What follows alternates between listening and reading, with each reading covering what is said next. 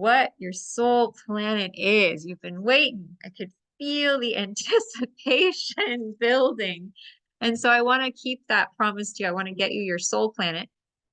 And I want to share a little bit about what it is, right? So many of us are really aware of what our sun sign is, right? We know our day of birth. We know in 13 sign astrology or this system that our day of birth means that we're, this sign or that sign. And we often think that's who we are, right? But I started studying Vedic astrology, and I studied Vedic astrology, and I found out that there's something called the soul planet, and that the soul planet actually describes who we are on a really deep level. And so the soul planet really helps us to get into who we are on a deeper level, because sometimes our sun sign kind of fits us and we feel it, but sometimes it doesn't always. And we're like, there's more to me, right? There's more to who I am. And so I wanted to share with you this quote. Are you all familiar with Paramahansa Yogananda? He's an incredible, divine, spiritually realized being. When he died, his body didn't decompose, right? His body stayed completely fresh. And they finally just closed up the tomb because they're like, well, I don't think anything's going to change, so we might as well just let him be. And his teacher was Sri Yukteswar Giri. That was one of his main teachers. He didn't rainbow body. Yeah, there he is. Yeah, Jackie, go ahead and unmute so we can all see. Yeah. Who is that, Jackie? Paramahansa Yogananda. Perfect. Perfect. Let's see it. Let's see his beautiful face again. Oh Yes. yeah. Look at that. Yeah, I was in San Francisco like 10 years ago, and I walked into an ashram, like a yoga ashram, and there was like a gazillion yogi disciple pictures on the wall. And I was like, I wonder if I have a teacher. You Hmm. got to be careful if you ask that. You got to be really careful because all of a sudden I saw his picture, and it was like time stopped, and then I heard this whoom, whoom, whoom, whoom, whoom, whoom, whoom, whoom, whoom, and I was just like, how is that picture doing that to me? I was like 23 years old, and I just didn't know what was happening. I didn't really know much. My mom was a Kundalini yogi Sikh, so I knew some things, but I didn't know what was happening. And finally, years later, I still watch him to this day, and like something happens to my heart, something happens to my mind. Just looking at his picture, it's like there's an energetic activation. And so, if you haven't researched Paramahansa Yogananda, I highly recommend it just to have a moment of like experiencing something out of this world as you tune into his picture, his image. Amazing. Amazing. I'm so glad you had the picture to share. That's so great. So his teacher, when I was really getting into the power of astrology to reveal our purpose, right? I was like, there's something about this astrology. When I meet with people, they're feeling connected to something that I can't see, but I can feel in them is getting turned on like a light switch. And so Paramahansa Yogananda's teacher said that a child is born on that day and at that hour when the celestial rays are in mathematical harmony with their individual karma. Wow. So if you look at an astrological chart that is accurate to exactly what was in the sky at the moment a child was born, then it is essentially a map of that soul's karmic profile, where they're coming from other lifetimes to come into this life.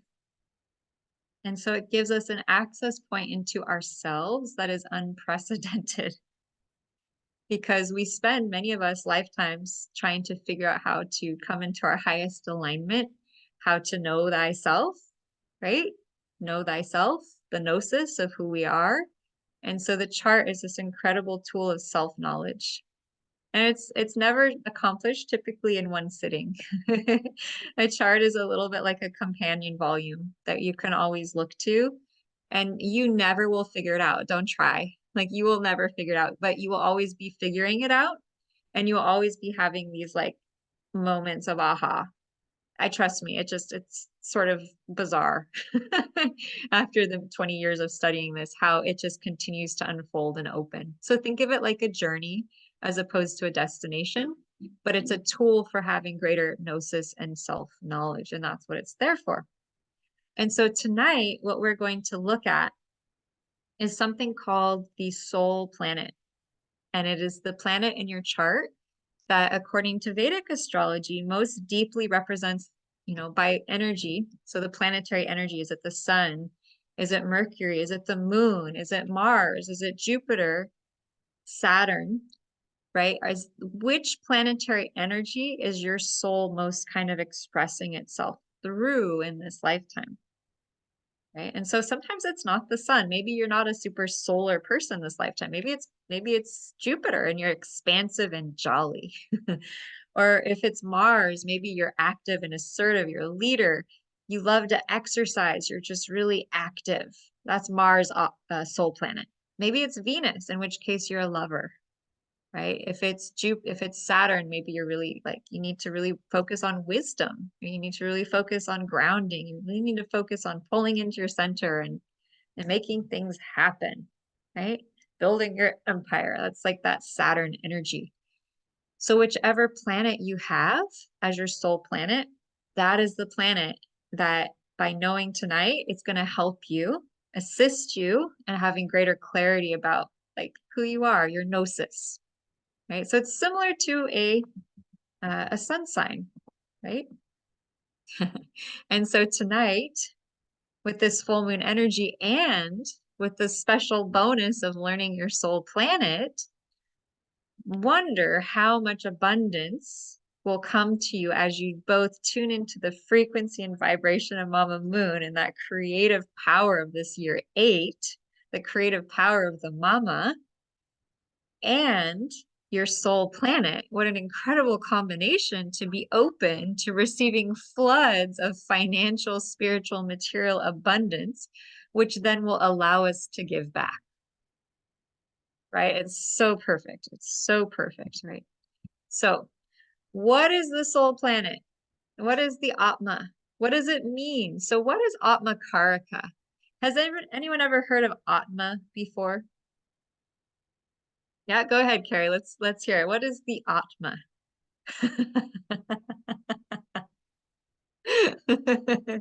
Unmute first. We got to hear you. Wait, we didn't hear you.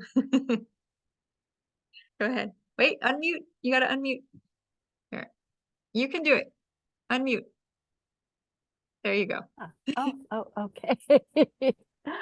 I just laughed about that because when I was interacting with my now husband the night that we met on the internet, and I was driving, his internet name was Atma Vikara. I had no idea what it meant. But I was driving to meet a friend and I was going down this road. I was living in Maui at the time, and that name just kept on, Atma Vikara, Atma Vikara. We hadn't even met yet. And I still don't think I can define it, but I just had to share that because you said that and it was like, oh, I remember this. It was great. That's amazing. Yeah. Wow. Atma Is your Vikara. So husband now? tell me what it means. Yeah, you've been waiting for months or years for this. So Years, yes, yeah, years. yeah. So Atma is like the soul. Okay, so some people say there are many layers of soul before we get into our physical bodies, layers upon layers of soul, going all the way back to the original soul. And so the original soul, before it separates and goes into other places, is the Atma. The Atma. Some people say Atman, right? Atma. So it's this very divine, powerful frequency in Vedic astrology. They call it, when they talk about the Atma, this is your soul planet. Like, you finding this out gives you this incredible access point to who you are. Unprecedented. Yeah, go ahead, Carrie. But Vikara. Yeah, the Kara. Okay. All right. The car, that's hilarious because the reason I didn't get that information for you, I didn't finish my story either, is that today, right after the whole battery thing, and I took my mom to a physical therapy class, I was in the street. I was in the road, and the car suddenly flashed battery and check engine. And I went, uh-oh. And the car stopped. It stopped. And I'm like, where's my hazard lights? Because this is a new car to me. I haven't been driving it for very long. And I had to find the hazard lights, found them, thank God. I was able to start the car briefly, get it into the parking lot. I mean, sitting in 7 inches of water for how long? I don't know how long it was sitting in water. I'm not surprised that this happened. Like finally it was released of the water and it was like, it's just like, Party. yeah, like I'm done. I'm going on vacation. That was a lot to go through. So, so, so anyways, that's why I was going to do this. So I'm going to look up what the etymology. This is great. I really wanted to have I was like, I gotta have the definition of karaka. Oh, Okay. sorry. I wasn't keep No, letting you off the hook there. no, I knew, sometimes that you need to get some piece of information. And that was one of the pieces Kara's like, I have to define the word Atma Karaka. And I never, ever think to define that word. So that must be why. Oh, that's such an amazing story though. Don't worry, it's really simple to just do this with you all. Okay, so we're just going to go to Wikipedia. I love Wikipedia. Thank you, Wikipedia, for having lots of information all the time. Okay, so Atma means soul, and Karaka means significator. Significator of the soul, specifically. Significator is good enough. I love it. Thank you. Soul significator. So, who would like to learn what their soul significator is? Yeah, me. I know, I know. When I found it, I was like, holy cow! I was obsessed I'm still obsessed. I think it's one of the coolest things I've ever learned about. And I'm on a mission to get people their Atma info. So some ways I describe the Atma, the truth of who we are, how we give our energy, how we heal, how we manifest our self-esteem, self-importance, how we bring wholeness into our lives, how we integrate all that we have learned. And are you seeing the picture of the sunshines on the screen here? Okay, Mhm. just checking. How we integrate all that we've learned. Well, friend, and so here we go. And so we're going to look for your soul planet. And you might be one of those rare people. How funny. Yep, you're one of those rare people where your sun and your Atma are the same. Mm. That makes your sun triple force. Okay. So already, if we look at your sun, it's in Pisces, which is the sign of spirituality. Anyone want to talk about Pisces? It's a really interesting energy. I love to hear anyone give their interpretation for it because it's a very interesting energy. Come on, I know there's some fishies out there who want to talk about the Pisces energy. A little bit dreamy, intuition, maybe a little bit psychic, wise. April, a little bit dreamy and a little bit psychic. You are holding that, girlfriend. Let's just go ahead. Super dream girl over here. Super psychic April, right? With all that Pisces rising. I'm telling a little secret there. But tends to be a little shy, right? Pisces tends to be like they'll hold back a little bit. They'll just, because they're so sensitive, they're in the water swimming. They don't have any need to push anything. I have my sun in Aries. You're always going to get a little bit of push from me. It's just the way it is. Um, So my job is to help inspire you all to step forward a little bit more. That's kind of my modus operandi. So sun and Pisces, right? Sun shines, and it's your Atma, which is soul planet. So your soul purpose is to shine. Now it's in Pisces. What is that? How do you shine in Pisces? Well, you shine as a healer. You shine as a psychic. You shine as an intuitive. You shine as a medium. You shine as someone who can be a divine conduit for the heavens, the higher realms, to bring through spiritual transmissions into the world. So that whole like bringing the dream into the physical, like you're really good at the dream part. You are like really good at the dream part. Like people should come to you to help them get visions, right? To help them tune into what they can't see, right? To get into what's hidden. And then allow that to shine. And it's in the third house, which is communication. So you're a natural communicator, right? The third house can also be social media. I still think you got to bring your YouTube channel back. I'm just saying, just throwing that out there.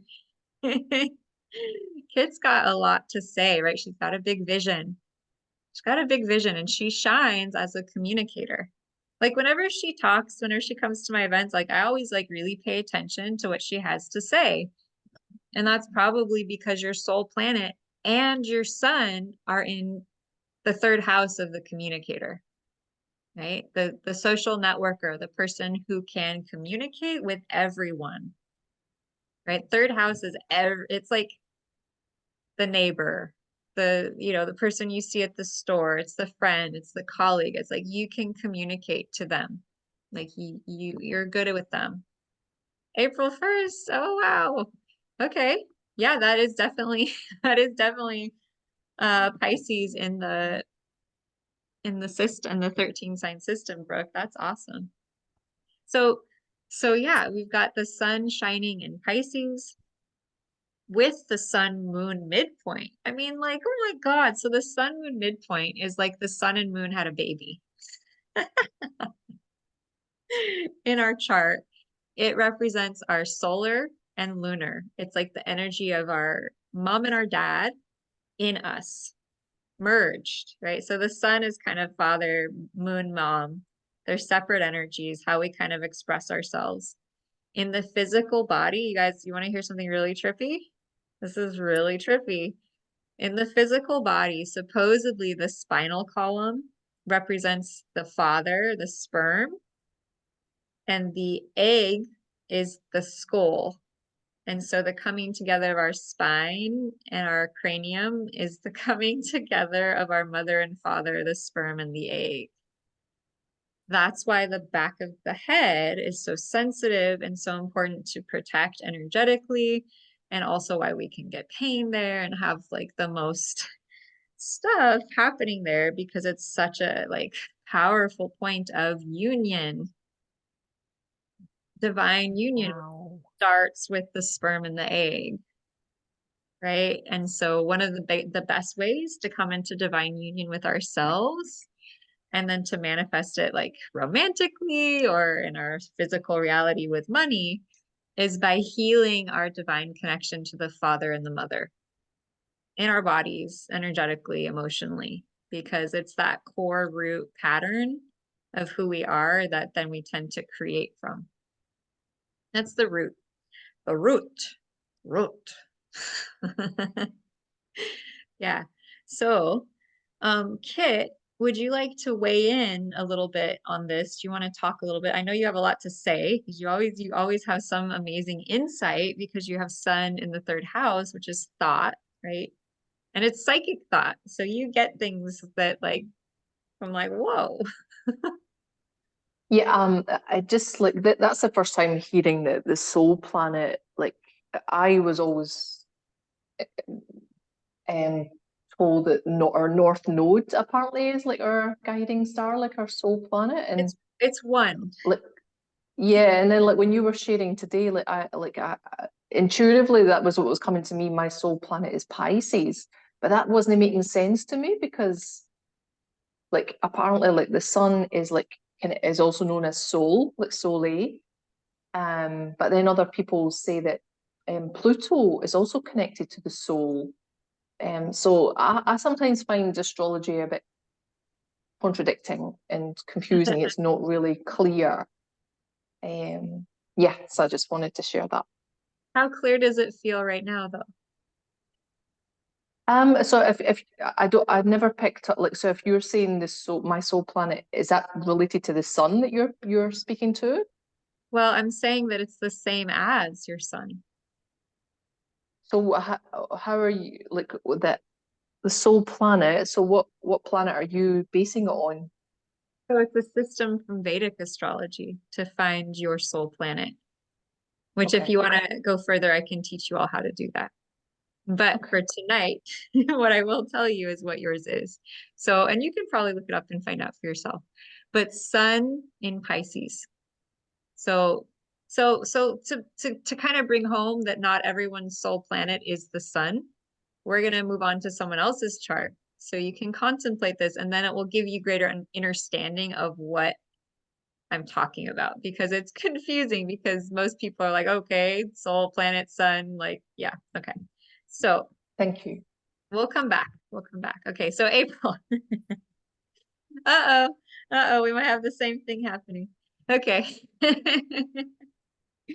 So in April's chart, her soul planet, and I'm not saying the soul planet is the sun. It just happens to be that in these people that we're getting tonight, that their soul planet is the sun. So this will get clearer as we go. Okay. So sun in, okay, so we're looking for April's soul planet, and her soul planet is Capricorn. Okay. And so what we're looking for is the highest degree in the sun, the moon, Mercury, Venus, Mars, Jupiter, or Saturn. Only 7, the top 7. Okay, so we're going to go back to Kit real quick. So your sun is the highest degree planet in your chart. It's also your sun sign. So you're one of those magical creatures whose Atma, soul self, is also expressed through the energy of solar sun energy. So your way of being is to be sunlight. That's who you're here to be, is to shine. Not only that, but your destiny point is in Leo, which is ruled by the sun. And your Jupiter is in Leo, ruled by the sun. Okay, so sunlight, shining, royalty is what you're here to embody and to express that royalty in divinity through channeling divine knowledge and psychic awareness through communication, through networking, through marketing, through connecting with people, right? And sometimes it might be people who are close to you, like people in your community, people on your social media, people at the store, people that you see on a daily basis, your neighbors, your friends and your family, your colleagues, right? You might not always have this huge, global thing. You might have just who you're near, but you might be a really good community organizer to bring people together and teach people, like in a classroom setting, information. Share with them, shine. Maybe you want to, maybe you could do reading for people in collaborative groups. That's what this is like people. I'm seeing you with people. I'm seeing you channeling divine knowledge, shining and communicating, shining and communicating, shining and communicating, psychic, intuitive knowledge and awareness to people. Third house, communication, people. We're just looking at, okay, soul planet. It's the sun in Pisces. We're looking at the sign Pisces. We're looking at the planet, the sun. The sun is shining. Pisces is psychic. Third house is communication.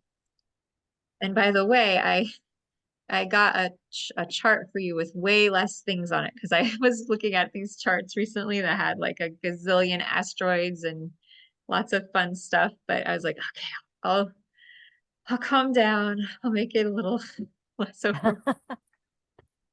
I just like love seeing as much stuff as possible. So that's just me, but it is easier to have a little space and time. So Kit, how is that making a little more sense? Yeah, thanks, Loris. Yeah. Okay. Okay, good. Oh, interesting. Okay. So now we get to April's chart and we have the same. So how am I attracting all of these shining stars? We got all of these sunshine people and sunshine, I actually have Ceres conjunct my sun, and Ceres is the mother, and I tend to nurture creative, shiny people.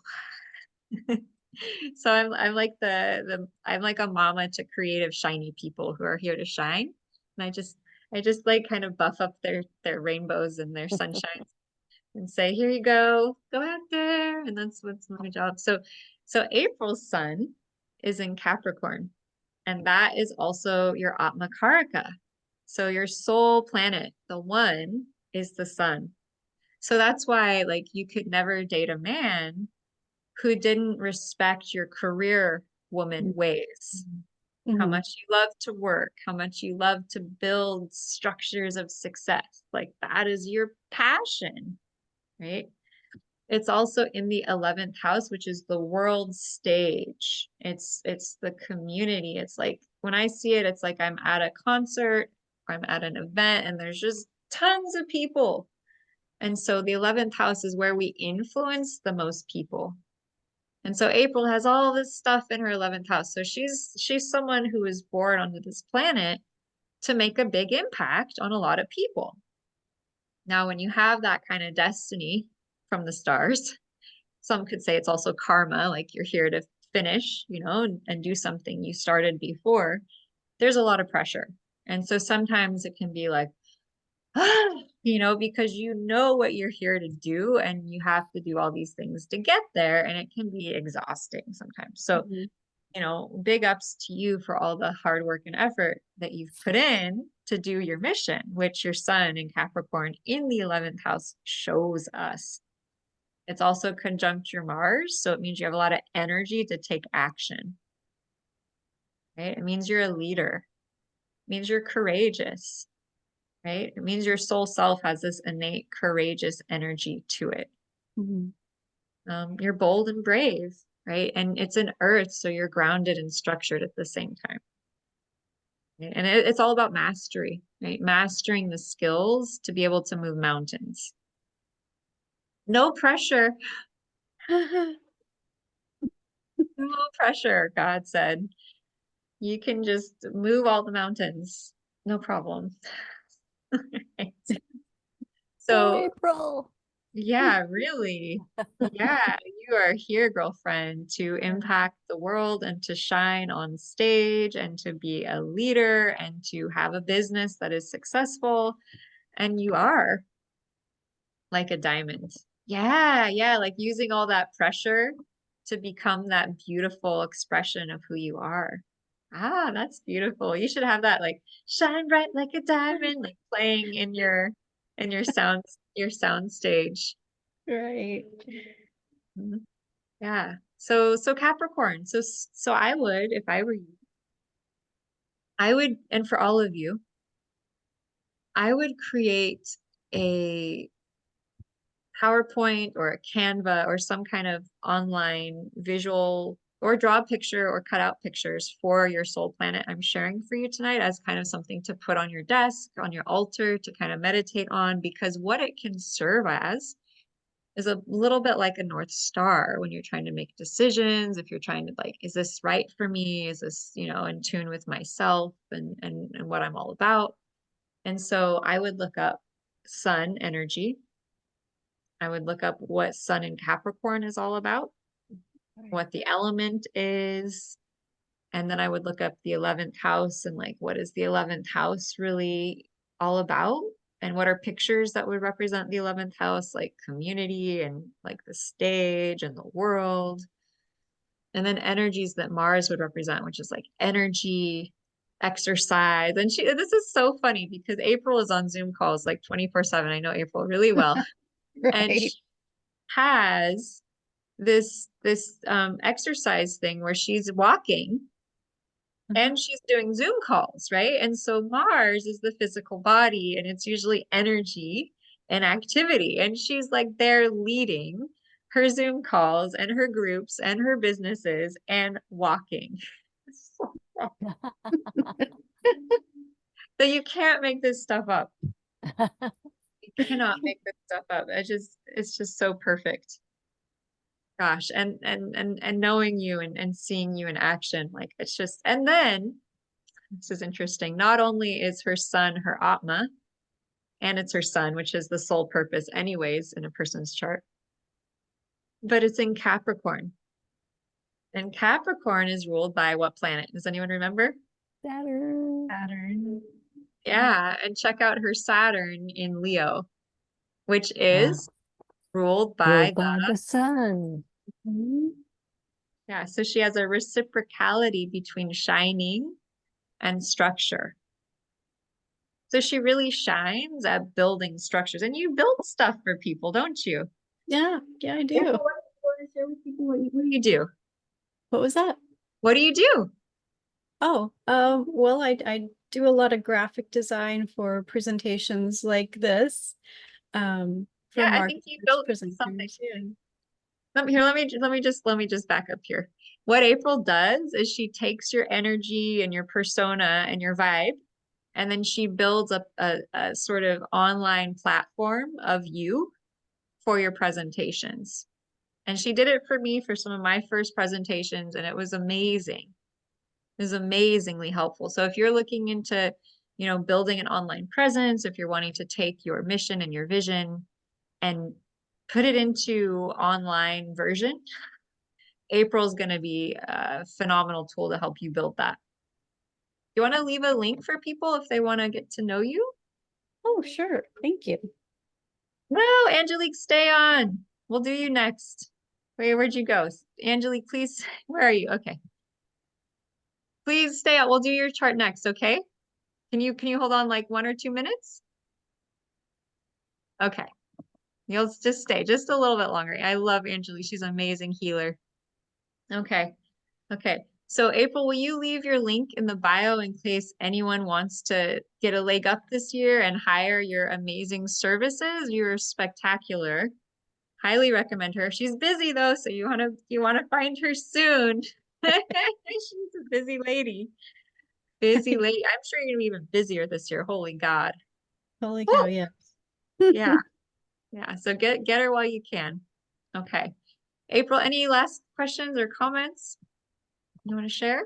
No, I was looking over my notes. Luckily, I took a lot of notes in Canva during our course, so it was nice to fill in the blank because I was missing how we got to the sun to my Atma. I got as far as like Saturn, Capricorn, Leo, but then I'm like, how did I get the sun out of all of that? So that really filled in the blank for me.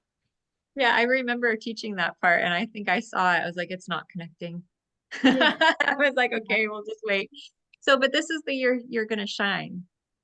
So that's why it was till tonight, because this is your year. Yeah, I can feel it. It's like it's an 8-year, which is Saturn, right? Saturn in Aquarius. And look, she has all this stuff in Aquarius in the 11th house, which means that Saturn will be conjuncting, like, you might meet someone. Yeah, Juno is the marriage asteroid, and Saturn conjunct your Juno. Saturn can be marriage. So it wouldn't be until like later in the year, like October, November time, but that could be like a wedding or at least a serious commitment. That's what I'm hearing. So you just come on, let us know next year what happens. Okay, it's a deal. Awesome. And I do have a really awesome offer coming here at the end for those of you who wait around. I'll let you know about that relates to relationships and all that good stuff. So for now, oh, Angelique, did you leave? She did. Okay, well, I'm just going to include this for her because I know she's going to watch the replay. Aw. Okay.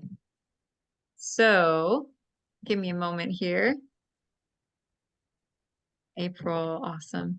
I might create some kind of a networking thing because I know so many wonderful women. It'd be cool to create some kind of a networking opportunity because all of you, I think most of you are in business You do amazing services, and it would be awesome to promote you all. So maybe we can do that a little bit tonight. And I'm just looking for Angelique's chart. Just hold on one moment. Taking about a year. April, any final thoughts about your year coming up here? I do have a whole lot of things planned. I've already started like 8 books. I've made 3 books for one of my clients, and I'm making 2 more for him. And then I'm working right now tonight, actually. I was working on finishing a collaboration book with Dr. Carney, Oh, and that's wow. gonna be like a volume because we're gonna release one probably every quarter. Yeah, a lot of books coming out of me this year. You know what? I think there's a lot of books coming out. I think Carrie, you just created a book, is that right? I did. I'm A actually storybook? published. Yeah. You are published. Awesome. Yeah. I think Indie. this. It's Mhm. it's my own, Canva to KDP thing, but Awesome. it was a long time coming, and I'm very happy because it's about a snake, and I found out about Ophucus. The 13th sign. I was Thank you fine. very much. Yeah. Someone's finally saying it. Yeah. Carrie, would you like to put a link to your book in the chat? And that way anyone who's interested could go check it out. I'm gonna need April because I don't know how to do any of that. I Okay. almost didn't get on this call tonight, as you Okay. Aw. noticed. Well, you know what? You find the link for your Amazon book so people can check it out, and then you can post it in our group page for this event. And maybe I can post it to another group that I'm in, okay? I just want to make sure everyone can have access to it. Yeah. Oh, yeah, it's wonderful. I love it. It's a great story. Okay, so we're gonna go ahead and just give Angelique a little reading because I know she'll watch this. And so Angelique is a dear friend. She's an awesome healer.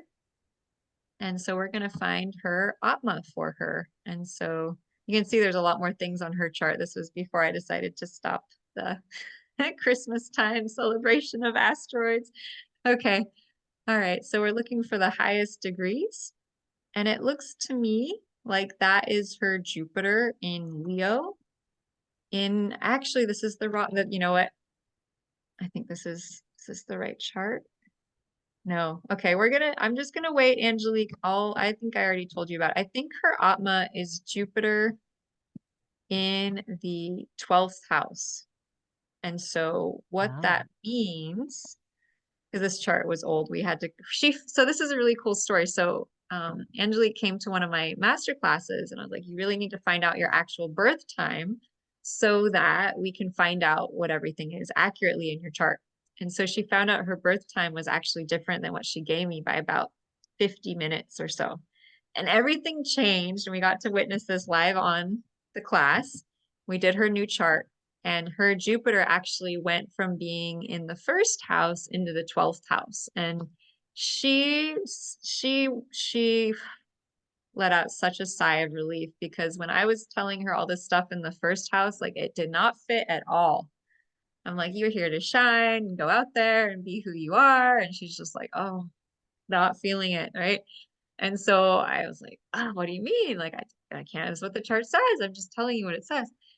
And so with that switch, her Jupiter, her North Node, her Moon all went back farther into the 12th house. And the 12th house is Pisces house. And so it's much more quiet. It's more internal. It's spiritual. It's sensitive. It wants to kind of keep sheltered and, you know, not really, it's the fishes and they're in the water. They're not like on the land, right? They're in a different dimension. They're in a different realm. And so they're actually happier in the water, right? They're happier near the water. They're happier doing retreat, uh, rejuvenation, all that kind of thing. So she found out that she is more internal. And so when you have Leo in the 12th house with the Atma, the soul planet, and Jupiter, or Jupiter Atma, it's a teacher sign. So Jupiter is a great teacher. It's actually the guru. And so I found out what the words guru mean. Gu means to eliminate is darkness. Does that make sense? Gooey, gooey, Yeah. Gu is the sticky stuff. And Ru, R-U, is to eliminate. Oh. So that is what a guru is. And that is what Jupiter is all about. Elimination of darkness. Through information, education, guidance. You notice like gurus do things differently. Not every guru is the same. Right? Their teachings are different. So all of you might be gurus in some way out in the world, right? Eliminating some kind of goo.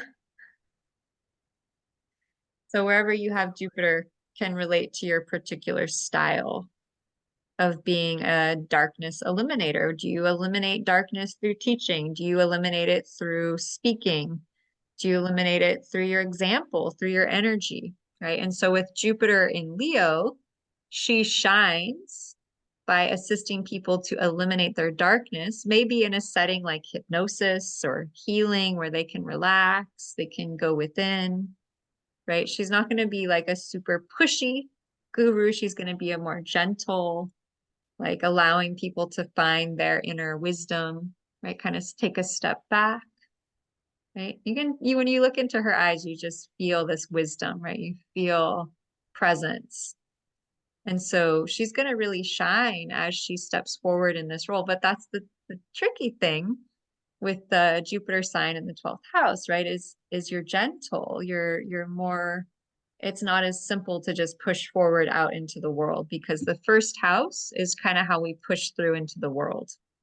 And so when you're in Pisces energy or you're in the 12th house, you tend to kind of pull back a little bit more. You tend to be more internal. And so the trick is, how do I bring myself out to the world? And so some ways to do that are through being like a meditation teacher, being someone who is more behind the scenes as a leader, maybe being involved with other people who do the same work and being that person people know to go to, right? Having other people spread the knowledge about your existence so that you can be in your own energy bubble of, seclusion, retreat, right? Mastery. And be your mastery and let the story of your mastery spread to others so that you don't have to push through, right? You can have people like me who are Aries push through and bring the information out to people. That's what I'm good at. I'm good at pushing through that wall that most people are like, I'm not pushing through that. And I just go out and do it, because Aries does that. That's the energy of Aries. You start new things. You're that seed bursting through, right? And we all have Aries somewhere in our chart, right? And so we all burst through or push through in our own way, right? But as her soul planet, it's not as much. But her Mars is pretty close to it, so she is going to find a way. But she might do it in a different way, maybe as a meditation teacher, maybe as an intuitive guide. It's going to be of a more gentle yin energy, even though it's in fire, it's in Leo. She's going to do it. Yeah. Any questions or comments about that? I know she's not here, so I'm curious if anyone has any questions or comments about Leo, Jupiter, Leo, Atma, right? So Jupiter here is the Atma instead of the sun. Right, so do you see it's a little bit different, but it is still in Leo, which is ruled by the sun. So, oh goodness, this is awesome. More Yeah, Leo. a lot of Leo energy. Yeah, the Leo energy. It's all about shining. Yeah, it's all about y'all shining. That's the truth. Okay. Whew. So I hope you see this, Angelique. We love you. You're awesome. Okay, so April, Marilyn is not here. Kit, I think that Carrie, we're on to you, my dear. Yay. You ready? Yeah. Always ready. Always ready. So the 4th of November, 1949, 11:34 a.m. Is that accurate? Yes. Okay. Okay. So now we're going to look for your Atma Karaka, your soul planet. It's not your moon. It might just be, oh, it's not your Jupiter. Oh, It's your Mercury. It's your Mercury. Yeah. So Oh, wow. So that's writing. writing. Yeah. Authorship. Yeah. Creation of material that people can read. Thought provoking. It's in your 10th house of career. Conjunct your midheaven, which is your career point. Okay. It's in the end of Virgo. So that's the healer energy. It's earth. It's health oriented. It's about separating the wheat from the chaff, like knowing how to take something and distill it down to its essence, right? Take it and form it into something very clear and concise that can be easily digested. Okay, so your Mercury is your Atma, your soul planet. That's amazing. And you just wrote a book. Wow. Oh, I got so many in me. If I could just figure out how to bring them out. You know. I think you need to hang out with April. Yeah, I feel that. She's helping to bring authors out into the world. Look at you, April. This is going to be such an amazing year for you. Holy cow. Yeah, I want to talk with you, my dear. Yes. You Thank and the you. world. Thank Get you you. out there. Thank you. So, Thank you. so yeah, so I wouldn't hold back about the book writing. Now that's your soul planet. That's amazing. Thank you. I'll It's get conjunct your on it right sun. away. It's I'll get also it. conjunct your sun. Look at that. Huh? Well, let's Your see. I gotta. sun is 3 degrees of Libra, 42, 43, 44, 45, 46, 47. Okay, so 1, 2, 3, 4, 5, 6, 7. Yeah, it's not super tight, but your sun and Mercury are with an orb of conjunction. So that means you shine as a communicator. Let's do it. And it's conjunct your midheaven. So that's really powerful. Yes, Kate, go ahead. Yeah, I have a question to do with like the way that you're like calculating the Atma. How do you pronounce it? Atma Karaka. Yeah. If you're going well at the end degrees, like a planet that's at the end degrees of it, I was looking at the her Chiron placement and then also her North Node for some reason. So I'm curious, like why you're seeing it as the Mercury, I'm looking for the highest degree. the highest degree. Yeah. And so Okay. between the sun, the moon, Mercury, Venus, Mars, Jupiter, and Saturn, the top 7 planets, we're looking for the highest degree for that. Okay. And her Mercury is really high up there. And I've also heard that the highest degree planet represents your highest soul age. So it's like your wisest planet. Right? So it represents like how old you are spiritually. Like the higher degree planets represent the highest age of your like spiritual wisdom, your spiritual enlightenment, all of that stuff. So that's in Mercury. Yeah, so Mercury and Virgo in the 10th house, conjunct your midheaven and your sun. So you shine as an author, writer, speaker, communicator, teacher, someone who brings information to the people, right? Yeah, that's so cool. Amazing. It's fabulous. I'm trying to figure out where you got that picture of. Oh, have you? I went ahead and Facebook stalked you all and put your pictures with your charts, right? So that you all could feel your own presence in it. Because this is your soul planet. I thought, you know what, this deserves some. You want to tell us Oh, the story of your picture? yeah.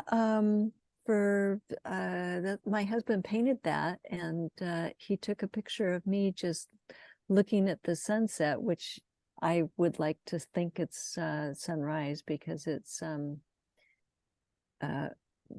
associated with my name Dawn as well as yours. And so he was just inspired to paint it, and then we had the painting on a mantle, and a friend of mine gave me this hand-blown glass whale, so it looks like it's, you know, In the underneath. painting. But the it's a picture of a painting. Right. Yeah. Right. That's And amazing. I love that he did that. It's so sweet. But It is. Yeah. It's yeah, perfect. it's so fantastic. So is this something that you will be emailing to us by any chance? So my wish and vision would be that I could post this online if you're all open to that, and share it with, and so when I post it online, the person they'll see primarily is me. And then when you're talking, that will be shown as well. So if there's anyone who's like, please, I don't want to be on your YouTube channel, you can write me and I will try, and if you're speaking, I will cut out your time. But my real hope vision would be that I could share this with the world so that people could learn all this information too, and also get to experience the power of the soul planet so that they can learn what that's all about.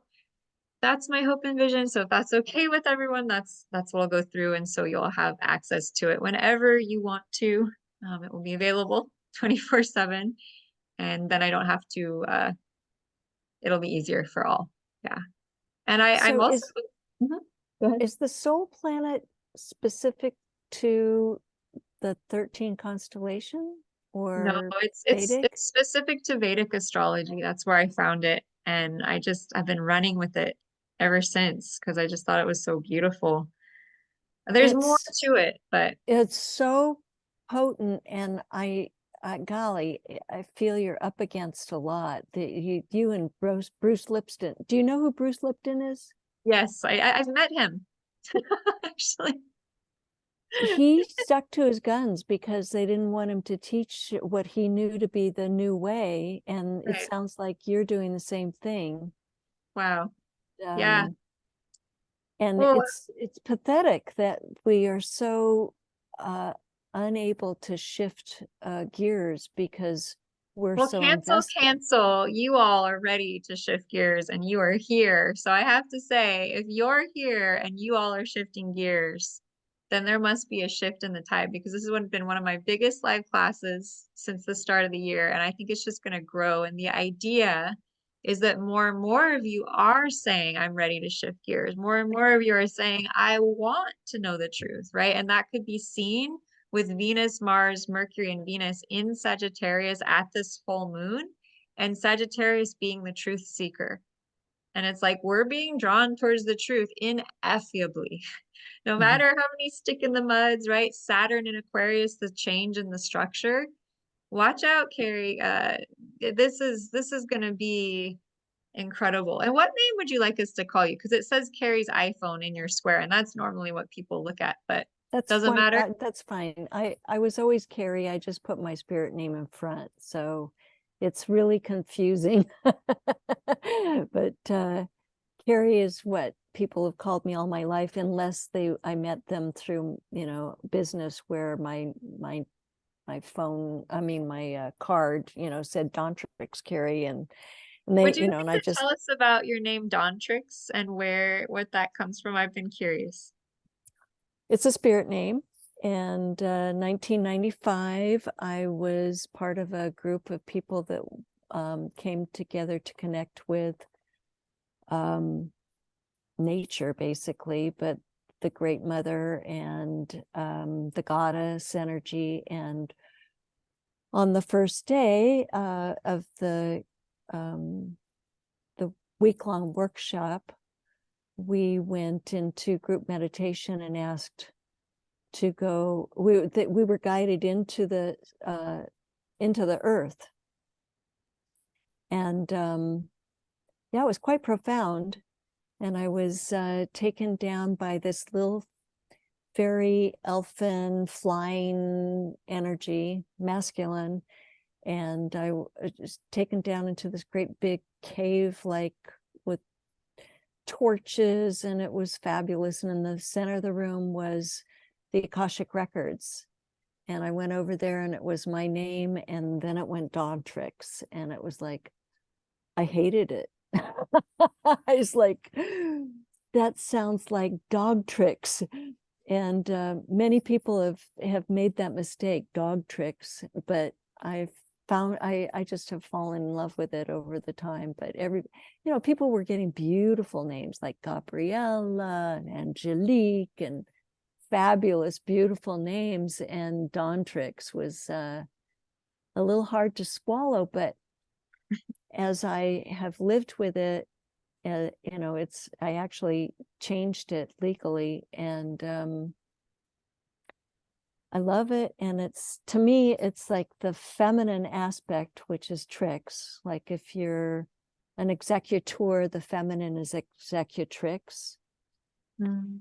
And so it's the tricky part is the feminine, and then the dawn is having that new vision embedded into the matrix. So it's fascinating. I love it. I want to run with it someday, but I also, Carrie is friendlier. We'll just say that. I'm not hearing you. Are you saying anything? Did you make? I'm kind of like in awe that I asked you, because my intuition has been so sparkly lately, like to just ask you, because that story is so profound. And I'm like, God, I'm just thanking God. I'm like, thank you for making me ask her that, because like, Oh, I don't normally ask people what's the origin of their name, right? But it just felt like I needed to ask you that. And that story is so profound. Like I was really sinking into it and feeling what you went oh. through. And I'm It just, was it was a very amazing workshop, I'll tell you. Changed my life. I mean, literally, I left my existing life after that workshop, and wow. knew that I couldn't stay where I was. And yeah, it was a big deal. And I often wanted to write about that. I wrote about the story, but the power of your name, the Oh power yeah. of any name, and to encourage people that don't like their name. I mean, I loved my name, so I mean, I never had a problem with it, but there are people that don't like their name, and I think it's important that, you find that true self, just like you can through astrology. There's a lineage that wants to express through you, and sometimes it's with the name that you're given by your parents or your grandparents or whoever gave you the name that you've got doesn't really suit you. And our culture doesn't allow that change unless we get married, right? I've been married way too many times, and every time I did, I changed. No, this last time I didn't, but when I did change it, I was so accepted by my, my social organization as like, oh, we're so happy that the Mrs. So-and-so. But when I took my spirit name, it was hard. People did not, who do you think you are? It was that kind of energy that made it difficult, to assume that name. But I've done it, and I'm very grateful, and I'm thanking you so much for asking me to share that. You're a great speaker. Doesn't she amazing? Look at that Mercury soul planet in action. I mean, I felt like I could have just like, I need to interview you and get you on some podcasts and hear your story. You got something to say. I think that story of the name would be fantastic. I do, because Mercury is about names. It's about language. It's about words, right? And so you sharing with people, hey, your name has power. And It also does. how perfect is it that it's the sun in Cancer, moon in Capricorn, that dichotomy of the patrilineal and the matrilineal, the feminine, the masculine, the father and the mother. There's a little bit of a battle here, you might say, for supremacy or power. And I think that we are, at least I am, calling in the vision of balance here, of harmony, of healing, of masculine pushing through and sharing its gifts, and feminine pushing through, sharing their gifts, and us all sharing the gifts we have in each other. And I think that the book you have within you is a book that you probably might want to give to the rest of us, because there's probably a lot of power about discussing our names, right? And as women, claiming our names if we don't like our Oh my names. goodness, yes. And how that threads back to how, you know, the very subtle ways that misogyny has embedded itself in the at least the Western world. Yeah, It's so subtle that most people can't even catch it. But it is. I've grown so sensitive to it, you Mhm, know, mhm. that not being able to find me when I changed my name, you know. So I had a couple of high school friends that just insisted that they were going to find me, and they did, and it was so fun. But anyway, it's getting late for everybody. I could talk forever, but It sounds like it's time for your YouTube channel. And everyone has one if they want it. You know, it's a possibility there. So yeah, thank I you. have one. I just have a block. I have had in the past, I've had a block to continue with it. Mhm. I don't have your push. Well, you know what? It's not an easy push. I'll tell you that much. It's every day.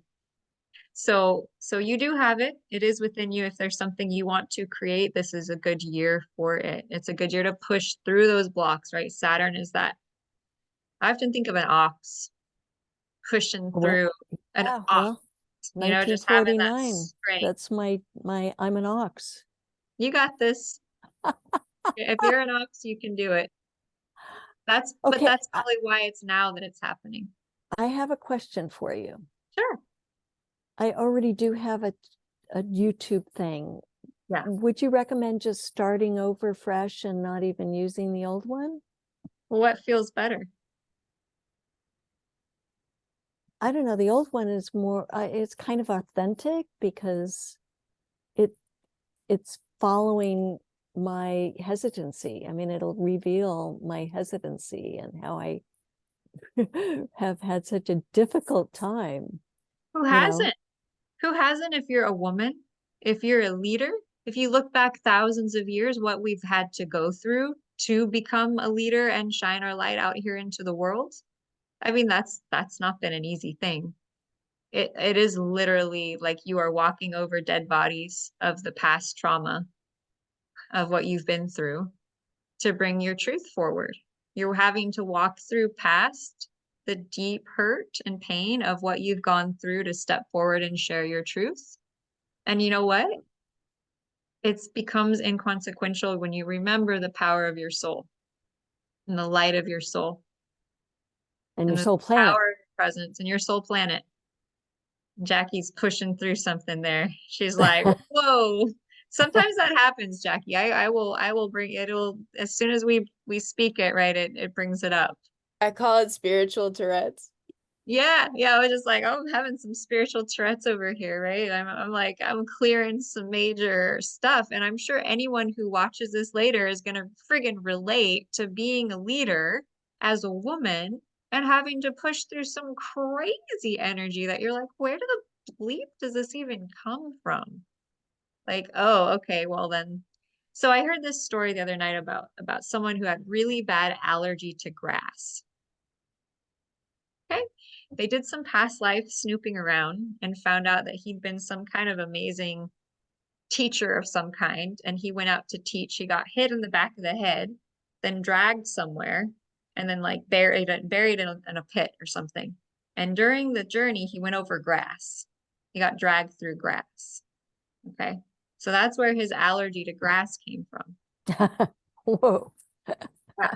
So where are we holding? So you're saying, and I probably shouldn't do this right now, but you're saying you having these blocks to going forwards with your YouTube channel. Well, it's probably not just in your head.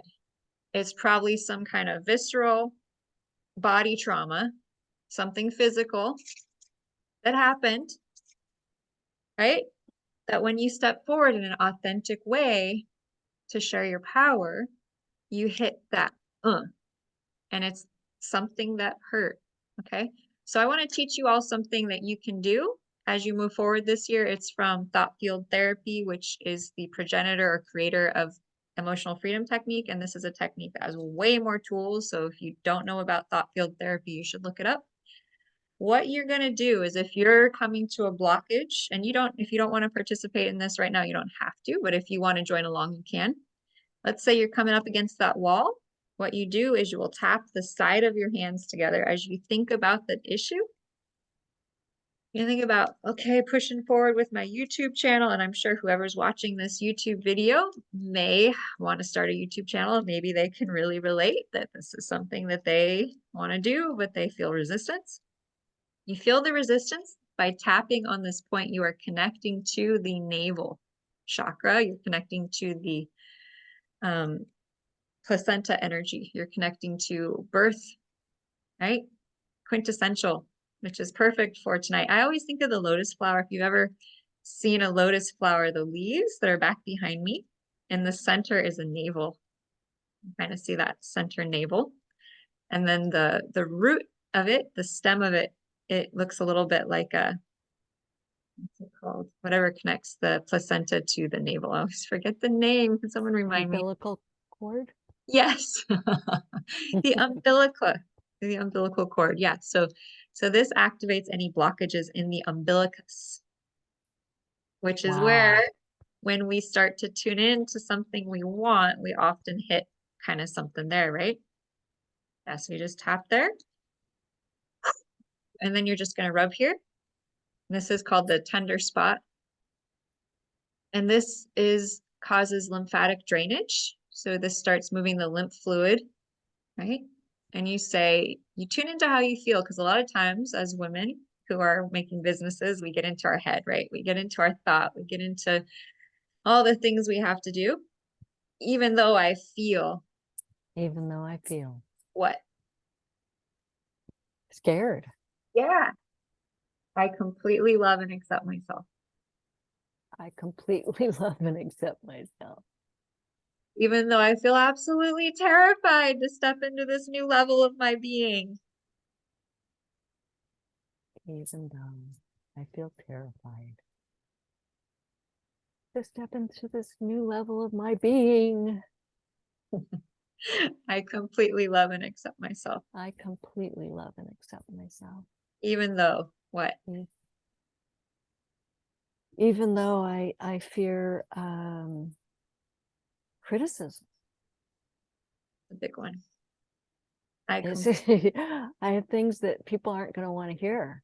oh, there it is. I completely love and accept myself. Accept myself. Yeah. Thank you. I completely love and accept myself. Now you tap here.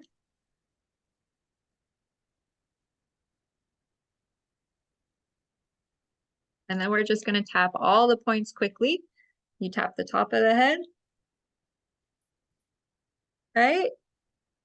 Letting the energy leave up the center channel. Inner eye.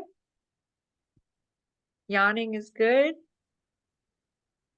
Outside eye. Under eye. Under nose. Under mouth. Collarbone. Breathe in and out. Underarm.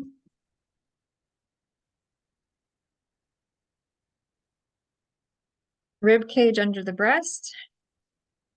And you're just releasing all that pressure around the issue. Yawning is really good. Letting it all go. That's right. Thumb.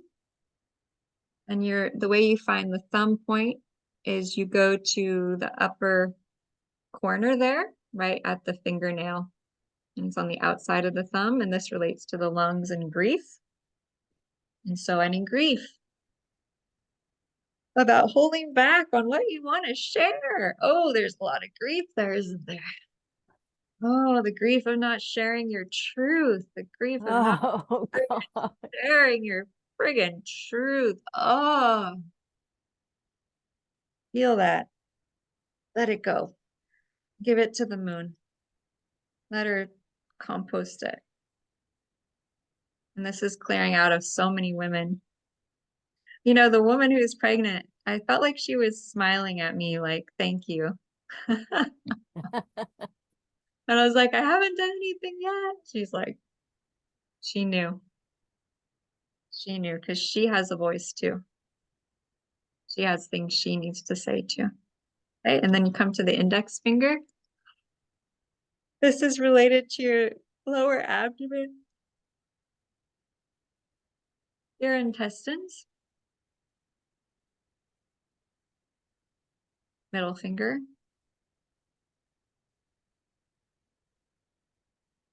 And then you skip that finger, you come to the pinky, inside pinky. This is the heart meridian. And sometimes say, who do you need to forgive here? A lot of things. Start with yourself, forgiving yourself for not sharing more.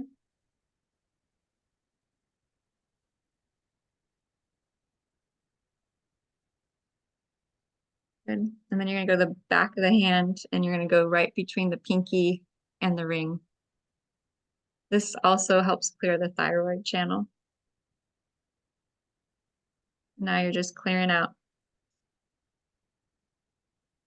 all the density, all the stuff that you've held back.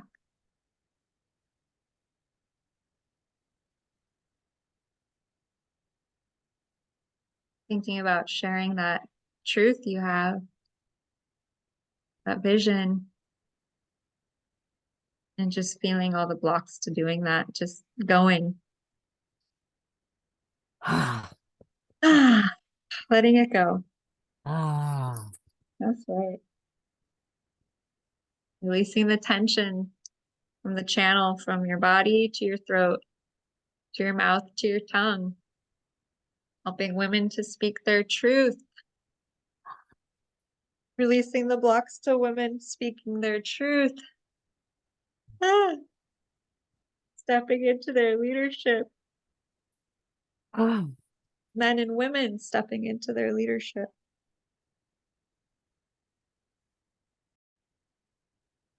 Taking a deep breath in and out.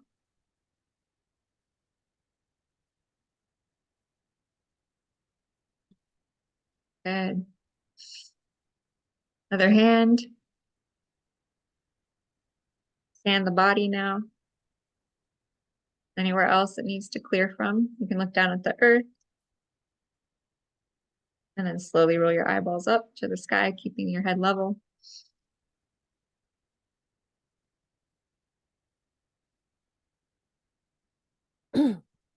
Back to the center. Do your other hand, look down at the earth. What else needs to release? Slowly roll your eyeballs up to the sky, keeping your head level.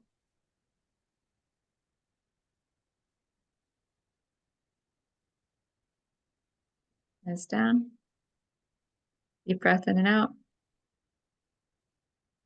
Okay. Now, my sisters, my goddess friends, what would you like to fill up with? You've cleared all the gunk now, or at least a lot of it. Confidence. Confidence. What else? Focus. Yeah. Financial freedom and time freedom. Yeah. Right. Yeah, okay. So tap here, hold your gaze level, look down at the earth. Then slowly roll your eyeballs up, filling up with confidence, focus, time, freedom, abundance, financial freedom. Slowly rolling your eyes up, financial, time, freedom, confidence, focus, filling up more and more with that amazing, beautiful energy. Feel it fill every cell, every atom and molecule of your being, saying yes to it. From your other hand, keep your head level, look down at the earth. Slowly roll your eyes up, filling up more and more with confidence, with focus, with financial and time freedom, rolling your eyeballs up to the sky, filling up more and more with all those beautiful energies, frequencies, and vibrations, saying thank you, God. Thank you. Yes, it is. Thank you. Thank you, God. And so it is. Okay. Take a deep breath in. Stretch up. Exhale out. Arms wide. Feeling. Shake it out. Woo. Woo. Big energy shifting there.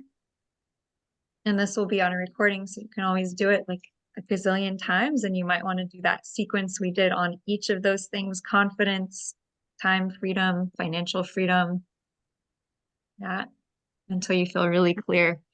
Let me ask you this, Miss Dontrix. How do you feel about your YouTube channel now? I am ready. Je suis prêt. Fantastic. Thank you. Thank you, my dear. You're 100. so amazing. I'm surrounded by amazing. We are one divine mirror. It's pretty cool. Pretty friggin' cool. All right, let's get back to it. We have a couple people here. Don't worry, I have not forgotten. Thank you for your patience. For those of you who are still here, bearing through the time. Lotus's time is different than regular time, so thank you. Thank you so much for coming to this place of time freedom where I live. Okay, so Miss Yola, are you still with us? Yola? She might have gone off to something else. Christy, are you here? Serena, are you here? Yola is here. Okay. I was doing Trump's chart. I'll do that for our next class. That was interesting. I finally was like, I'm going to do all the presidential candidates charts and then have a class and we can have some fun with that. Why not, right? A little nervous doing some of the other ones. Okay. Yola, would you like to unmute for a moment? I don't know what you're up to. I can't talk today, so that's why I'm off, because I can't talk. Okay. Well, I'll just share your soul planet then. So Yola's soul planet, her planet with the highest number of degrees in her chart, is her Mars. Okay. Now this is very interesting because Yola, her sun is in Aries. Okay. So Aries is the leader. Right? And we already talked a lot about people having their Atma being the sun, but her Atma is Mars, which is the ruler of her sun. So yeah, get the yawns that we're still releasing, right? Her Mars is the ruler of her sun. So action. But what sign is her Atma, her Mars, in? It's in Pisces. So we've had a lot of Leo, a lot of Pisces tonight, which is really interesting. And so Pisces is all about intuition, psychic awareness. It's sensitive. It's water. And so for Yola, she leads in a feminine way. She takes action in a feminine way, right? She's kind of bringing together the yin and the yang in her soul planet energy, right? Because Mars is very masculine. It looks very phallic, right? And Pisces, though, I mean, you cannot call Pisces masculine. It's too much water. It's too much sensitivity. It's too much intuition. It's the well. And so it's the yin. And so Yola, for her to take really good action, demands her stepping into the well, right? Going into the well of consciousness, going into the depth of who she is, connecting to that well of consciousness that is her true nature. So water features are really good for her, like ponds and going on trips to the water. Having fountains in her home is a really good thing for Piscean energy. And it's also conjunct her Mercury, which can relate to writing books. It can relate to speaking and being a public figure who communicates and shares information with the world. And that's just what she does. She's already written a bestseller. And so a lot of authors on here tonight, a lot of book writing in the air. And so Yola, I would really recommend to keep writing, right? Because you have all this energy.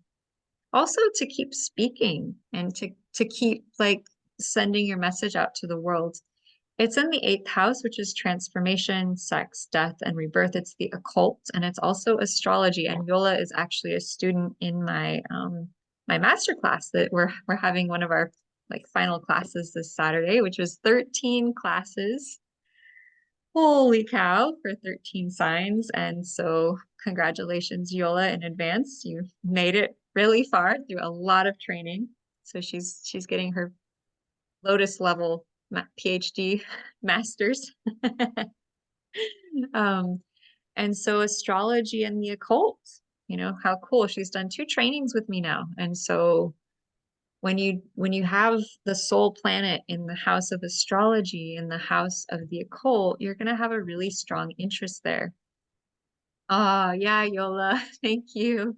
Yeah, the master class we've been in, it's just been, I literally feel like God pushed me out of the way and stepped in, and then the class got created. And I was just kind of like witnessing it all happen. It's like really amazing.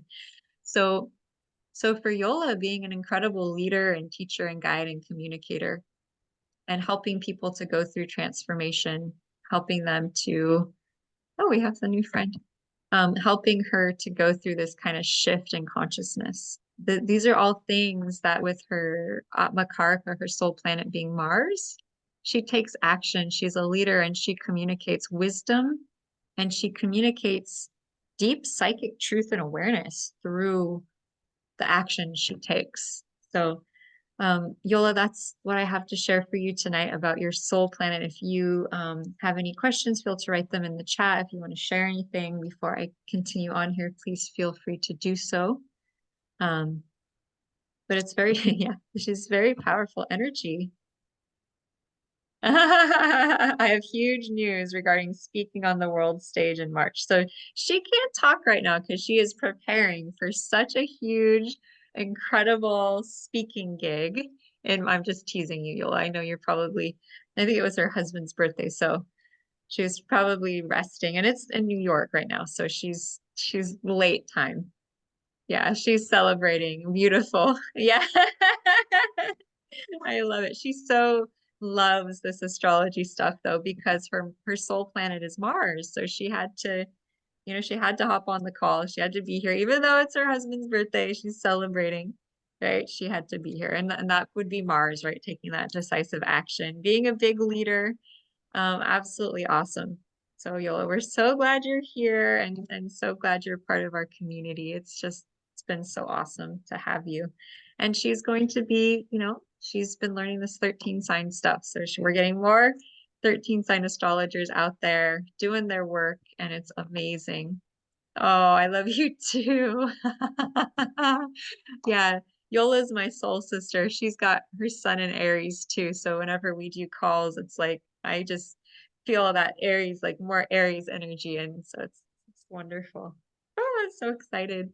My biggest love is inspiring and empowering all of you beautiful women. Like it's what makes my heart beat. You know, when I see you all getting fired up and excited, I'm just like, yes, yes, this is my purpose. This is what I'm here for. So you are the best. I love it. I love it. I love it. Um, so amazing. So amazing. So Yola, I'm going to keep going. I know Christy is another mama who's been soldiering on into the wee hours in Massachusetts to be here tonight. So I wanted to get you your soul planet.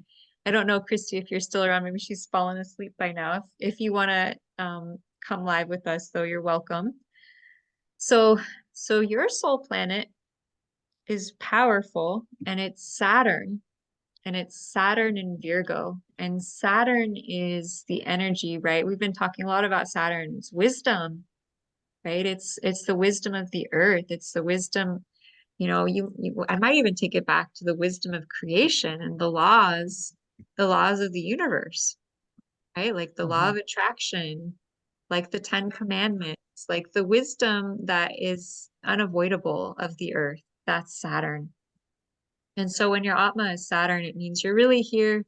It's also about law, right? And so there's a really strong connection to wanting things to be orderly, wanting there to be the fairness of justice and law in the land. It's very close to Libra, which is law, which is legal matters, which is making sure everything is right and just in the world. And actually, I met Christy during a time where we were doing a lot of work around wanting to bring justice to and equality to where we were living. So I think we went to some court cases together. So that's really interesting that her Saturn, which is the law, right? That's her soul planet, right? So she's really here to uphold the law. She's going to be someone who's going to stand up for the law. She's going to tell people what the law is, right? Because most of us have no clue anymore. We haven't studied any of this stuff. So she's someone who's going to study this stuff. She's going to know what it is. She's going to be able to speak in defense of the law for others. And it also means she kind of has the challenge of becoming very strong this lifetime. Like, because Saturn has a strength, right? It's a very wise strength. And it's conjunct her ascendant or rising sign. So who she is about bringing order and justice to the world, right? Bringing structure. She's really good at creating structure, creating foundations. Okay. It's in the sign of Virgo, very close to Libra. So she's a natural healer as well as a diplomat, right? Because Libra is diplomacy and it's 1 degree away from Libra, or 2 degrees. And it's conjunct her Mars, just like Yola. Okay, so her soul planet conjunct her Mars and her ascendant. So Mars is energy and action. Libra is justice, the law, and relationships. So some facets or ways she could express herself. One is through the law, one is through marriage and partnership. And potentially she could, maybe she could marry people. She could be a judge. She could be a lawyer. She could be someone who stands in a position of authority, right? And it's so interesting, right? Because in this picture, right, she really feels like she is a figure, right? Like she is a figure that you feel a lot of energy and strength coming through her aura. Okay? She's wearing her crown. And so that connotes having a strong sense of personal strength, the ascendant being the personal self and identity, to stand up for who she is and then potentially to stand up for other people. This is the energy of someone who will fight for the identity and well-being of others, right? And I've seen her in action. She really does. She has that superpower. It's really amazing, right? And Pluto is fairly close. So that can be transformation and depth. And so she can bring in the power of law and energy to transform organizations and structures and identity. She can help people to change themselves. She can help people with their businesses. Saturn is also business. She can help people take action on building the structure of their business.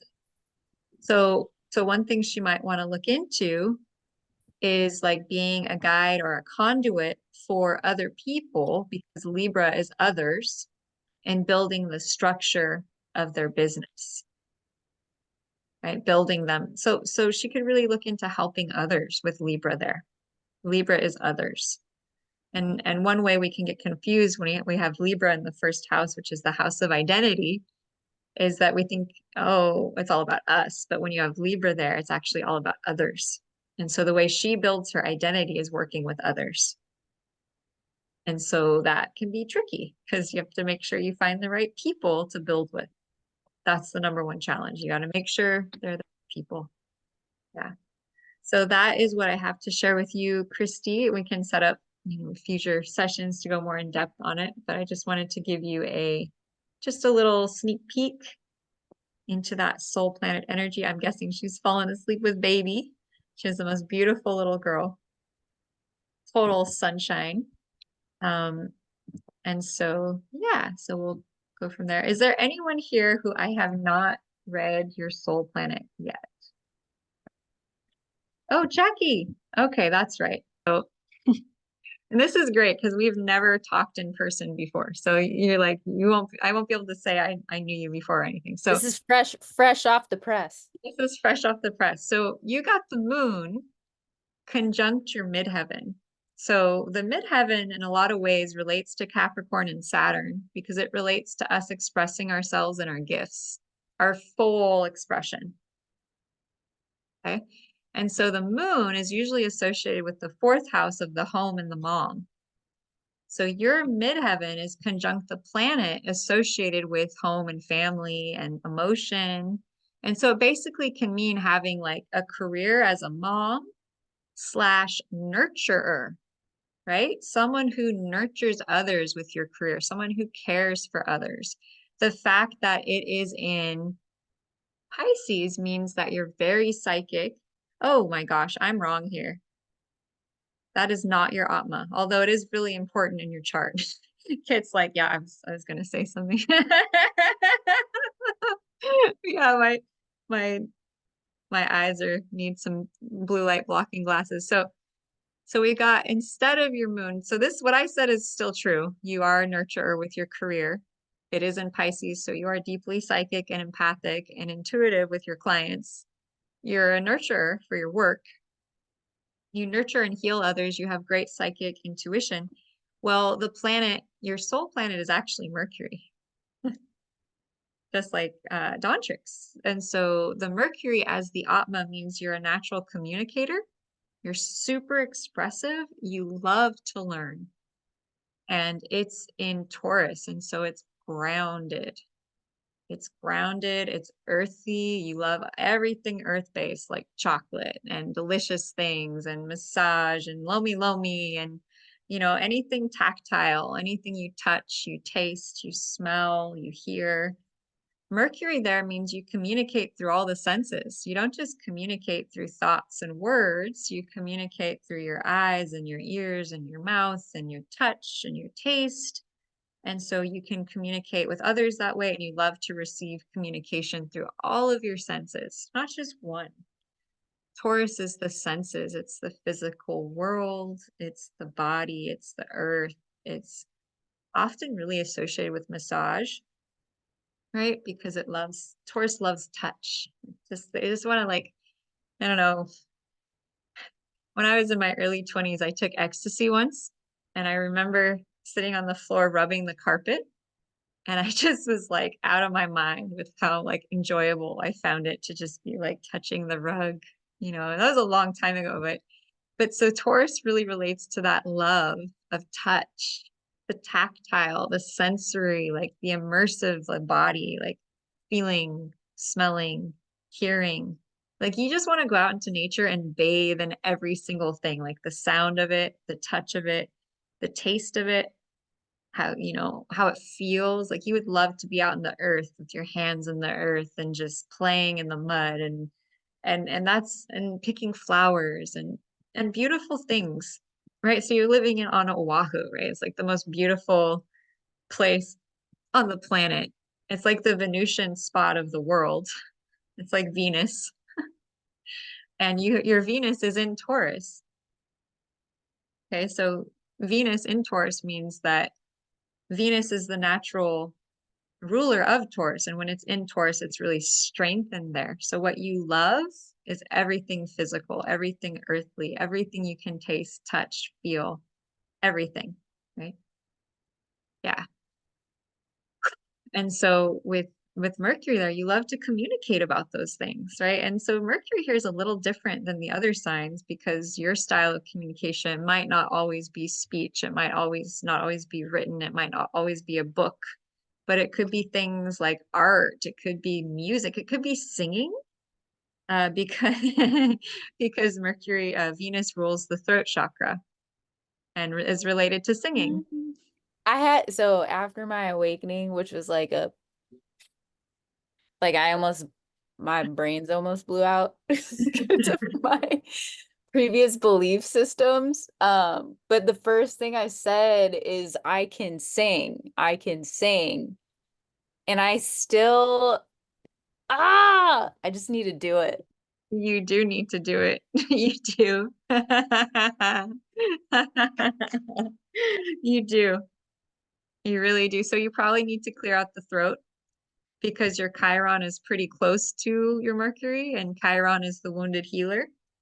It's not in Taurus, it's in Gemini, but it's close enough that I would say you got to look into what happened that's blocking you from expressing your song. And I'm hearing you got a big, beautiful song that got to come out. If that's your soul planet, like it's in the 11th house. The 11th house is the world. Like I'm seeing you like singing on Oahu and like your music video is going across the planet, right? So that's the level we're talking about here, my sister. So I might have to just keep on you about this because I know how to reach you. I'm gonna just have to keep calling you up. Can you sing for us tonight? There you go. Mm-hmm. Yeah. It's funny, right? The Yeah. resistance. Oh, the resistance. The resistance is just how great it's gonna be. Right. Yeah. Right. The deeper that resistance, the better you are at what you do. The better that what you're trying to do wants you. You would not believe my resistance to doing this class tonight. I'm not in me, but in the world.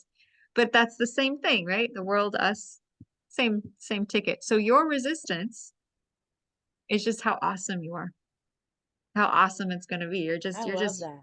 You're just facing that like pressure of the diamond in you that's wanting to come out. And you're like, I don't want to be the diamond. I want to be, and then you just got to be the diamond. Right? You just got to let yourself be pressurized into your greatness because we're all like, come on, like we need your greatness. Love you, Yola, 22222. To the best year ever. Love you. And she'll get to hear about my special offer in the class, so that's okay. No problem. Yeah. So fantastic. Kit, someone who wants to share. Go ahead. Who's first? Yeah, I'm curious, like, and when you're sharing there to do with Mercury, but I see Pluto is at 42 degrees, so would Pluto be the, Yeah, so Pluto, because we're doing this as a Vedic astrology thing, they don't include Pluto, right? And so in the system of doing Atmakarikas, they choose between Sun, Moon, Mercury, Venus, Mars, Jupiter, and Saturn. So it's just 7 planets that they choose the Atma from, which in a way is kind of nice because then you don't have, as many things to pick from, right? And so, yeah, you could say Pluto might be a big energy in her life. It could be a big energy for transformation, right? That could be part of her resistance. Pluto's opposite Venus, kind of in the darkness of the soul versus the light, bright earthiness. But that will probably add, and it's opposite her Mercury. So we could say that even if it's not her Atma, that Pluto is activating her Mercury. Yeah. And so in that case, the depth of her intensity, pressure, resistance, that's the Pluto, to expressing her gift is going to be the power of it. So not only do you have Mercury and Taurus, but you got Pluto backing it up. Pluto's the big boys. Pluto is power. So that's kind of like I see a volcano that wants to release and express itself through your throat. Hey, I would run for the hills too if I were you. But you got Pele inside you wanting to sing, so you better friggin' sing or else you're gonna suffer. Sorry. Sorry. But maybe that will assist you. So if you have a great gift, in this case your voice, you're singing and you're not expressing it, how is your life not flowing forwards? Right? So one thing I did last year is I did a live like 12 days in a row singing on Facebook. Just got out my ukulele and I just started singing every day. I called it my singing challenge. And it was scary. And my mom said, "Did you sing yet?" And I said, "No." She said, "You better sing now." Best mom ever. So Jackie, you gonna sing this year? You want to sing for us for a moment here? Oh, Late at night, don't want to, wasn't planning it, wasn't planning it. just pulling this stuff on me. I just met her. Well, what's funny is like my foundations is breath work. So now I see where it's leading me to, and the next avenue is my voice through vocal coaching for speaking on stages. And I'm like, okay, and then singing. Like I see it like how it's tricking me in there. You got the plan. Yeah, you got the plan. You're doing it. That's fantastic. Yeah, you got your Saturn conjunct Uranus in the fifth. Saturn is structure. Fifth is like what you love. So you really do need that structure in place for you to do it. Mm, It's so interesting. big. Interesting. Pluto is so big, the depth of Pluto, right? Mm. So what you're here to communicate, your soul planet is so deep and so big, and it affects the human body and health that you're going to do it in a healthy way. Like if Wow. you just tried to go out there and sing your song like blah, you might just burn out. Well, Because what you that makes have is so so much big. sense. Like the depth, like I've just had the biggest blockers, and like this message was you to like dig deeper, like mastery, like you are not meant to come out before you've mastered this. So that's definitely been my path. Like, but other people are doing it like half-ass and they're blah, and it's like, no, like you are to master before you Mhm. hit the next step. Yeah, because it's Uranus and Saturn together. Huh. And so your mastery and your innovation go together. Mm, You're probably going to bring something new through. mm. So it's a birth, right? You're birthing something deep that you're going to express on a big world stage and communicate. And it's going to be filled with love. And it's going to probably help to heal a lot of people. Whoa, I can feel that block. It's okay. It's okay. The bigger what we're bringing through, right? The more lifetimes of bringing big, bringing through big And stuff. I just saw a DNA strand too. Yeah, so it's probably ancestral because this Pluto is in the fourth house of ancestry. So you probably have like a decent amount of ancestral clearing work to do. I do ancestral clearing. That's one of my favorite things to do. Yes, please. So people, who want to book sessions with me as well as doing astrology, I love clearing ancestral energy. That's one of my favorite things. So I'm happy to, book sessions with whoever needs ancestral clearing. It's just so awesome. Sometimes I've had like the craziest one I think I did was like 150 generations back or something. It was ridiculous. And the day I'm doing the session, someone's cutting redwood trees nearby and they're like hitting the ground. And I'm like, whoa. I'm like, okay, Wow. we're clearing out some football fields today, folks. Come on by and get your clearing, right? Because Mm. that's what's possible. Right. So this is awesome. It sounds like, and am I looking at this right? Is this right? Yeah, look, your Pluto is to your Mercury and your Saturn is to your Mercury. So that's that structure, Mm. right? You got to build the structure for your expression. And it's also the Pluto, the transformation, the depth and the power. Mm. You got a lot of it's kind of like work that you're working through to manifest the soul vision, the soul planet. And that's one way you can really learn about your soul planet is its relationships to the other planets. And you have some really deep, powerful aspects to your planets. I be doing the work, that's for sure. You I'm are, like, oh, okay. right? We'll keep going. Yeah. I'm hearing you're not so far away. And that's Yeah. actually when it gets the hardest.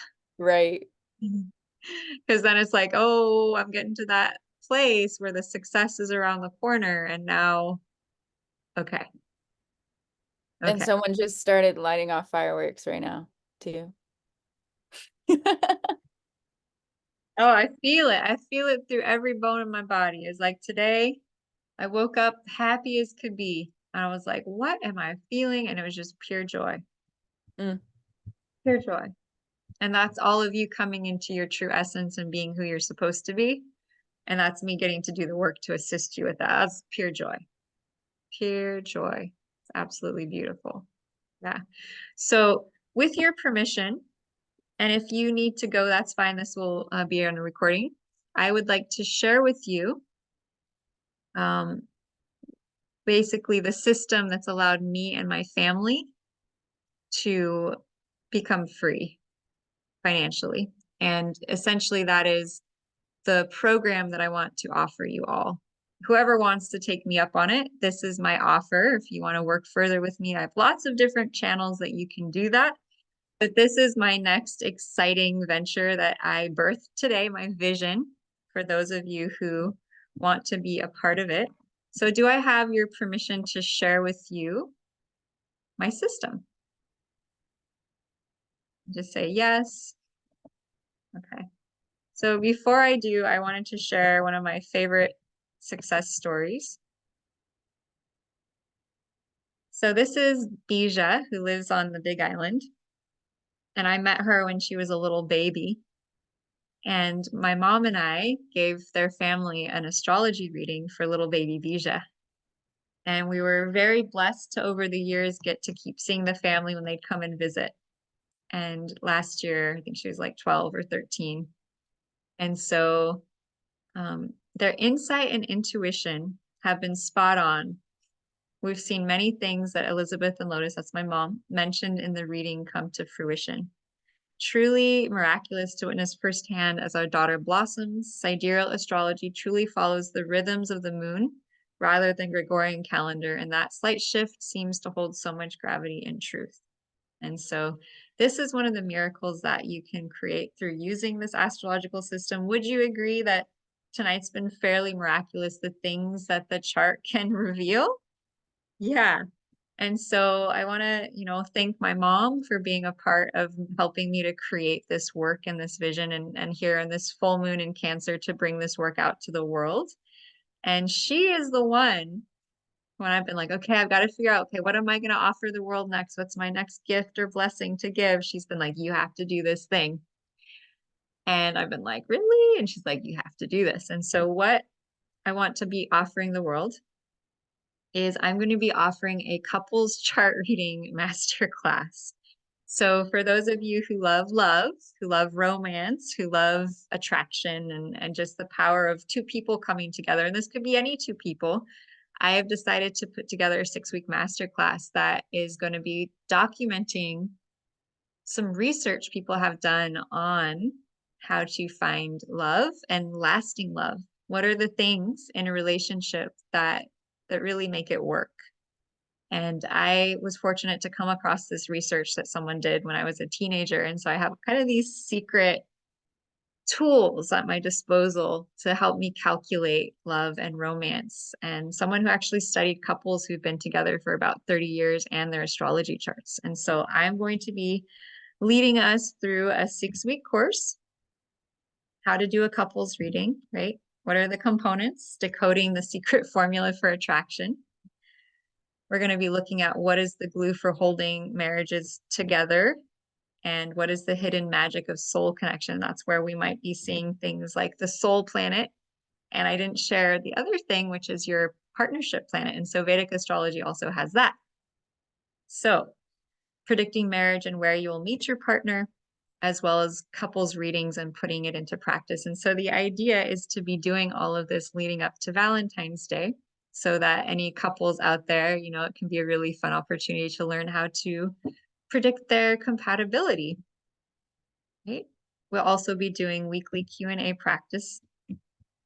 And yeah, so I'm super excited about this. I've been wanting to do this for, I think, my whole life. I've been gearing up for this particular class because one of the biggest challenges in life is our relationships. It's how we connect to other people. And so this is not just romantic. This is also for anyone who has a business, who works with other people, and you want to learn about predicting compatibility, right? So how do we scientifically, how do we logically discern that when we look at an astrological chart? What does it take to do that? And so tonight I'm really excited to bring this offer. And I wanted to say, you know, if I combined the 20 years of study, if I combined the 50 years of study that my mom has that she's then given to me, plus all of my coursework and trainings, the amount of money I think I should probably charge for the value that I'm about to share with everyone who signs up with this course is like $260,000. But I will not be charging that. I could charge $150,000, but I'm not going to charge that. I could charge $75,000. What do you think the value of knowing your soul planet is? And then for two people in a relationship to learn that. And then all of the secret things I'm going to be sharing in this course that predict romantic compatibility as well as just relational compatibility is huge, right? And whether this is the right thing for you tonight or not, if money was no concern and you could do whatever course you wanted to do, right? What would be the value of learning about relationship compatibility for you? And so this is my course. It's going to be starting at the new moon time.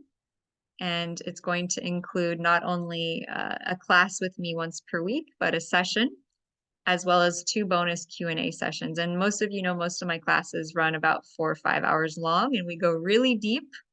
We pursue every single angle. This is going to be really good for partners who are in relationships, people who want to meet someone, or people who work with a lot of people. And they're like, I really want to know when I'm getting into contact with someone, how do I predict how we're going to get along? What are the things for me to look for? And so I'm really excited because the analysis of 2 people coming together, like tonight was just on you, right? It was just on you. But imagine when you bring together you and another person, how incredibly powerful this is. It's just absolutely amazing. I'm probably going to be offering some more classes on relationship as we go forward, but I wanted to give you a sneak peek in terms of what I'm offering. And so if this speaks to you, you can message me. And I wanted to give you all a special offer that those of you who want to sign up for this, I can give you a special discount tonight and tonight only for the next 24 hours. So tonight is Thursday night. And so you will have until Saturday, I'll give you a little longer, Saturday at midnight. And if you do decide to join up for the masterclass, I can give you a discount for being on the call tonight. And so I'm going to ask about $1,800 for this course. You charge a lot more. But tonight, if it's something that you want to do, I'm going to only offer it for $1,500. So that's a huge deal. If that's something you would like to do. And so yeah, I'm really excited. I hope that if there's someone out there who wants to, they will take part and sign up. If you know anyone who's super excited about a couples workshop, I know that the focus of this class wasn't really on relationships, but I just had to share it with you. If you wanted to keep working with me personally, I also offer one-on-one sessions. And for those of you on the call, I want to offer you 50% off of my one-on-one sessions for joining me here live tonight. So you can message me if you'd like to book a session. Any thoughts on this couples chart reading? I'd love to hear from you all. Any thoughts about it or ideas or what you think? Go for it. Jackie's ready to talk. I love that you can use it for just like business relationships is what spoke to me. Yeah, it's really nuts. Like being able to see, for instance, like the 7th house relates to partnership, right? And so when you look at your 7th house and then you look at someone else's sun sign, you'll know. And if their sun sign is the same as your 7th house, they're going to feel like an instant partner. Like they're going to feel like someone that you just could like spend all day with, right? Whereas if their sun is in your 10th house, they're going to be affecting your house of career. And so knowing each person's chart, it allows you to know which area of your life is affecting you. So how is this person in my life? How are they affecting me? And that's cuckoo. That's like cuckoo potatoes, because then you suddenly have this bird's eye view, like especially if you're planning a business or an organization and you want to hire someone, right? Knowing, okay, well, what is the compatibility here? Where is their sun or their moon going to be landing in my 10th house, in my house of career, in my house of communication? It gives you such an amazing bird's eye view. So if you're someone who works with people, this is solid gold. Definitely. Yeah. All right. Well, I think that about wraps it up. Carrie, did you have any questions or comments you'd like to share? Well, it's very overwhelming. I realize I need to have a reading, an actual reading, one-on-one. So I'll be in touch with you on that. And I think your work is fabulous. Your star, your energy is like, just sunshine, like you say. And I just thank you so much for what you're offering. And to me, I definitely want to know more about the whole soul planet and how that integrates into the rest of my chart. I just want more. Awesome. Awesome. Well, I love you ladies. It's been super awesome. Thanks for sticking around hours later. And any questions, reach out. I'm always here and I send you lots of love. Happy full moon. You've all probably cleared amazing amounts of energy and are probably feeling clearer and brighter and more sparkly. And just know that you have that power every month. Just allow it to build up and then send it all up to the light and be free. Beautiful thing. Beautiful thing. Be free. Be Okay. free. Be free. Mwah. So Love much you love. both. Thank you. Thank you. Aloha. Aloha, ladies.